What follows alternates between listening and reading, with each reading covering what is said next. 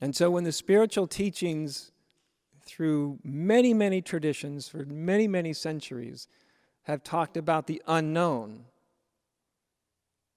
what they're really talking about is this kind of renewal. Of course, we make the unknown into something.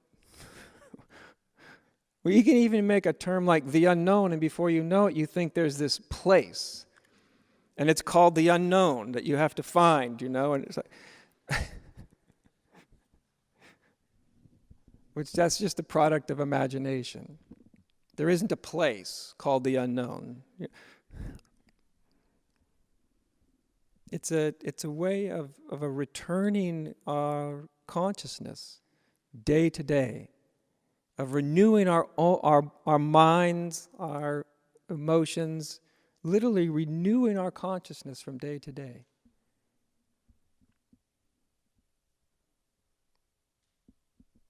And when you do this, you don't feel like you're carrying around with you so much. We don't really know how much we're carrying around with us until all of a sudden the load is dropped. It's literally a psychic, emotional, almost even physical feeling weight that you only know was there at the moment it's no longer there.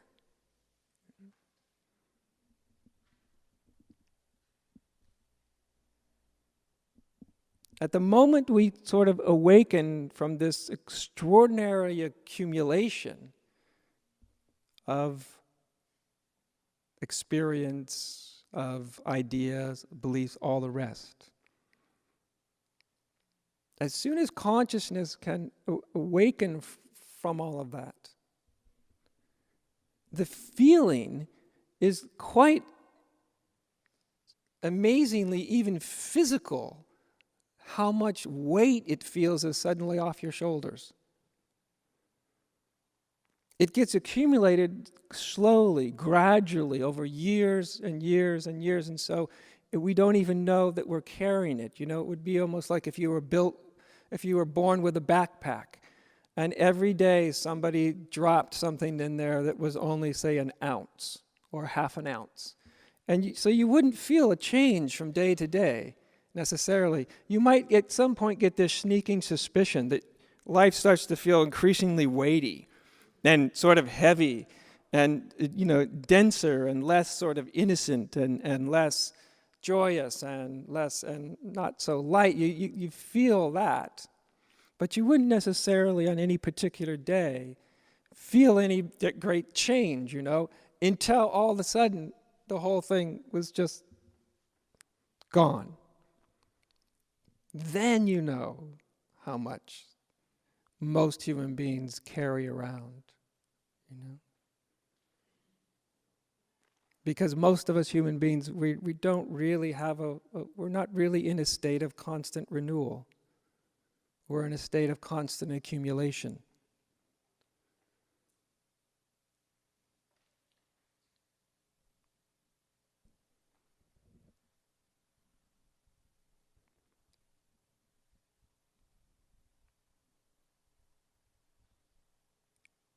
And so, when we can literally listen to the quiet spaces, that's what meditation is.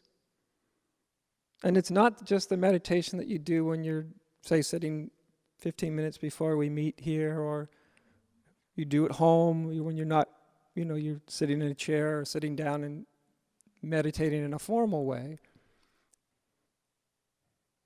Because that's that's important, but it's a limited idea of what meditation is. Meditation is actually the act of being in a state of renewal, of listening to the quiet spaces inside as opposed to the noisy spaces inside. Most human beings are listening constantly to something that's rather noisy. Have you noticed?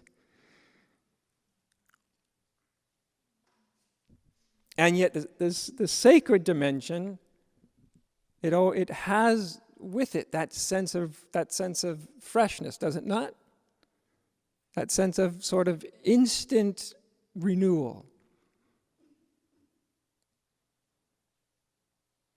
Have you ever had the experience that just comes upon you, you don't even know how, but you can tell when it comes upon you? Have you ever had that experience where quite suddenly you're just, say, walking along or doing whatever you're doing, and on that moment, for whatever reason, all of a sudden it feels like the very first time?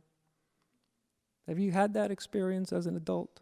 And all of a sudden, just a single step feels like a miracle? It feels like when you were like a very young child, how it must have felt like to take your first step. Do you know when you watch children learning to walk? Each step is sort of it's a discovery, right? It's an amazing thing. Once we learn how to walk well, we just start to do it unconsciously. We forget how amazing it is. But as soon as we're not operating through the past, all of a sudden, a single step feels somehow extraordinary. Somehow extraordinary in its absolute simplicity. The most everyday things start to take on a whole new life of their own.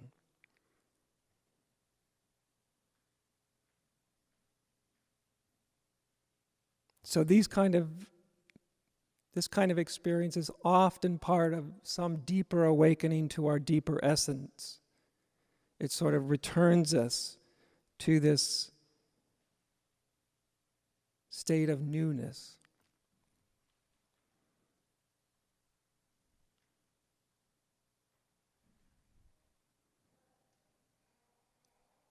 And one of the beautiful things about this time of year is literally the whole natural environment is actually in this state of, it's kind of receding into a state of renewal, into a very, very quiet place. And something happens there beyond the level of conscious recognition. In the same way, you don't look at a tree that's lost all of its leaves, and it's just those bare brown branches reaching up into the sky, and you don't look at that and necessarily say to yourself, well, that tree is in a very deep state of renewal right now, It doesn't look like it, right? It doesn't look like there's anything happening. I mean, sometimes you can't even tell if it's alive or dead.